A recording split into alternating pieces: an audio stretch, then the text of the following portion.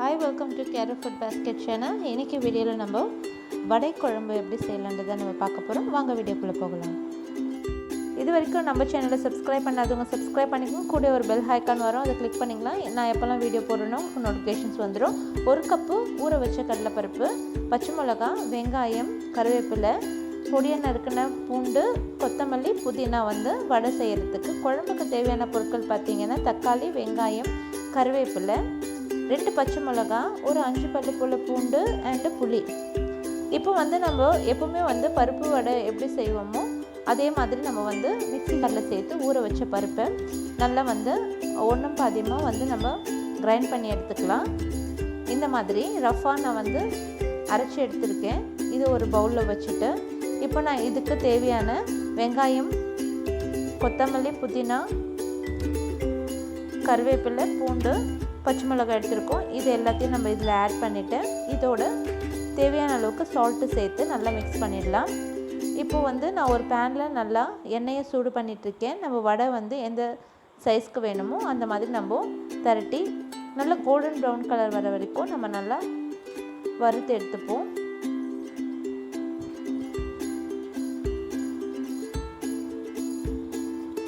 இப்போ நல்லா எல்லாத்தையும் ஒன்றா மிக்ஸ் பண்ணிடலாம். இதில் நான் கொஞ்சம் போல் புதினா சேர்த்துருக்கேன். புதினா சேர்க்கும் போது வடையோட ஃப்ளேவர் அண்ட் டேஸ்ட் ரொம்ப நல்லாயிருக்கும். இந்த மாதிரி நல்லா மிக்ஸ் பண்ணியாச்சு. இப்போ எண்ணெயும் நல்லா சூடாயிடுச்சு. இப்போ நம்ம 1 கப்பு கடலை மாவுக்கு கிட்டத்தட்ட 5லேருந்து 6 வடை மீடியம் சைஸ் வடை கிடைக்கும். இப்போ நல்லா நம்ம ரவுண்ட் ஷேப்பில் பால் பண்ணிவிட்டு கையில் வச்சு இந்த மாதிரி ப்ரெஸ் பண்ணி எடுத்துட்டோம்னா ரவுண்ட் ஷேப்பில் வடை நம்மளுக்கு ரெடி ஆகிடும். இப்போ எண்ணெயில் போட்டு நல்லா கிறிஸ்பியாக கோல்டன் ப்ரௌன் கலர் வர வரைக்கும் ஃப்ரை பண்ணி எடுத்துக்கலாம்.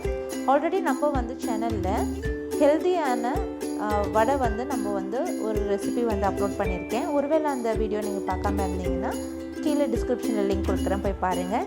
அது ரொம்ப ஹெல்த்தியும் கூட. மூக்கடலை அண்ட் 2 வகையான காரமணி சேர்த்து நம்ம வடை செஞ்சுருப்போம். இதை விட அது ரொம்ப நல்ல டேஸ்டியாக இருக்கும். இப்போ பாருங்கள் நல்லா கிறிஸ்பியாக ரெடி ஆகிடுச்சு. இப்போ நம்ம ஒரு பிளேட்டுக்கு எடுத்து வச்சுடுவோம்.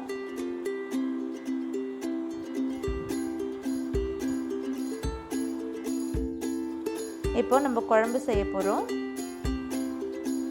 ஒரு கரண்டி போல் எண்ணெய் சேர்த்துக்கிறேன். எண்ணெய் நல்லா சூடானதும் கடுகு, கருவேப்பிலை, பச்சை மிளகாய் சேர்த்து சோட்டே பண்ணிக்கலாம்.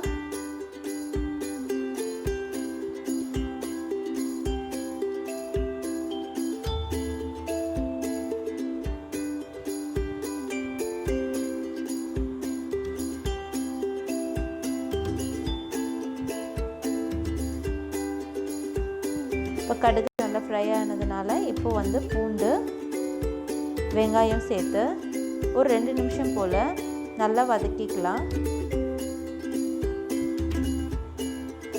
நான் இப்போ பெரிய வெங்காயம் தான் எடுத்திருக்கேன், ஒரு பெரிய சைஸ் வெங்காயம். இதில் சின்ன வெங்காயம் சேர்த்து செய்யலாம்.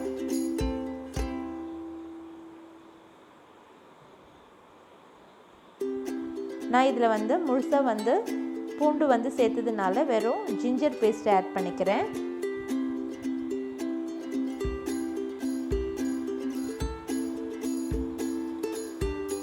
இப்போது நம்ம ஜிஞ்சர் பேஸ்ட் சேர்த்த உடனே நல்ல ஒரு ஸ்மெல் கிடைக்குது. இது ஒரு 2 நிமிஷம் போல் வதக்கினதுக்கு அப்புறமா நம்ம தக்காளி ஆட் பண்ணிக்கலாம்.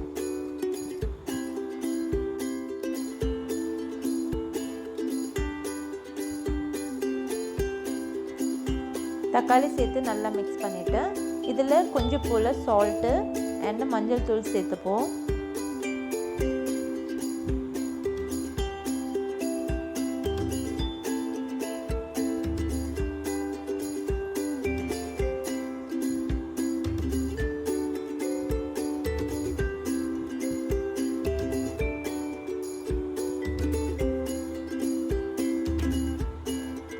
நல்லா மிக்ஸ் பண்ணிவிட்டு லிட் கவர் பண்ணி ஒரு 2 நிமிஷம் போல் அப்படியே விட்டுட்டோன்னா தக்காளி நல்லா ஸ்மாஷ் ஆகிடும்.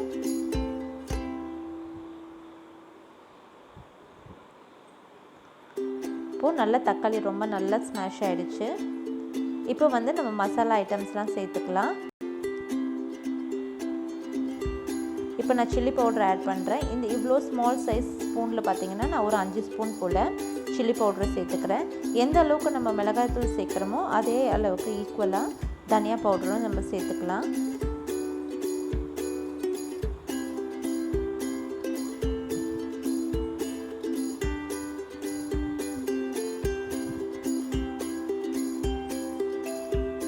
அவ்வளோதான், மசாலா ஐட்டம் எல்லாம் நம்ம ஆட் பண்ணிட்டோம். இன்னும் தண்ணி அண்ட் புளி தண்ணியும் சேர்த்துட்டு நல்லா மிக்ஸ் பண்ணி கொதிக்க வச்சா வடை குழம்பு ரெடி ஆகிடும்.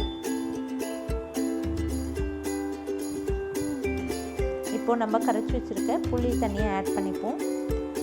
நம்ம இதில் தேங்காய் பேஸ்ட் வந்து சேர்க்க போகிறதில்ல, இதில் வெறும் புளி மட்டும்தான் சேர்க்க போகிறோம்.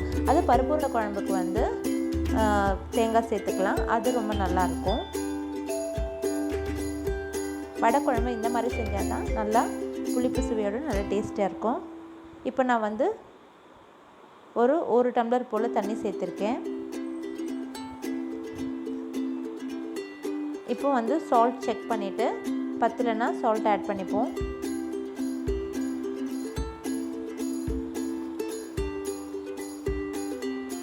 இப்போது லிட் கவர் பண்ணி நல்லா குழம்பு கொதிக்கிற வரைக்கும் வெயிட் பண்ணலாம்.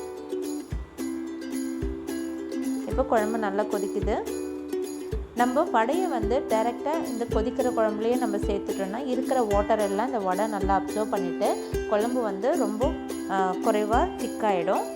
ஸோ இந்த மாதிரி நல்லா கொதிச்சதுக்கப்புறமா ஒரு பாத்திரத்தில் வடையை வச்சுட்டு அதில் வந்து நம்ம குழம்பு சேர்த்து கொஞ்சம் நேரம் போல் ஊற வைக்கணும்.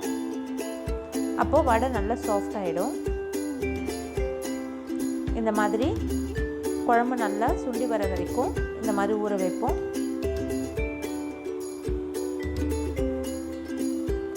ஒரு 10 நிமிஷம் போல் ஊறினதுக்கப்புறமா நம்ம குழம்புல ஆட் பண்ணி ஒரு 10 நிமிஷம் கொதிக்க வச்சு இறக்கிடலாம். இப்போ பார்த்திங்கன்னா குழம்புலேருந்து எண்ணெய்லாம் நல்லா பிரிஞ்சு வருது.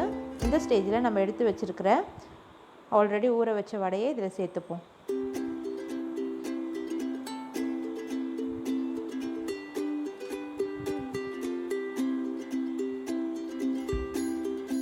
ஆல்ரெடி ஊற வச்ச வடையை குழம்போடு சேர்த்து 10 நிமிஷம் போல் கொதிக்க வைக்கணும். 10 நிமிஷம் நல்லா கொதிக்க வச்சோன்னா வடை நல்லா பெருசாகிடும். இப்போ நம்ம டேஸ்ட் பண்ணி பார்க்கலாம். வடை ஃபஸ்ட்டு நல்லா கிறிஸ்பியாக இருந்தது. இப்போ நல்லா நம்ம குழம்போடு சேர்த்து கொதிக்க வச்சதுக்கப்புறமா நல்லா சாஃப்ட் ஆகிடுச்சு. இப்போ பாருங்கள், கட் பண்ணால் எவ்வளோ ஸ்மூத்தாக கட் ஆகுது. இப்போ டேஸ்ட் பண்ணி பார்க்கலாம்.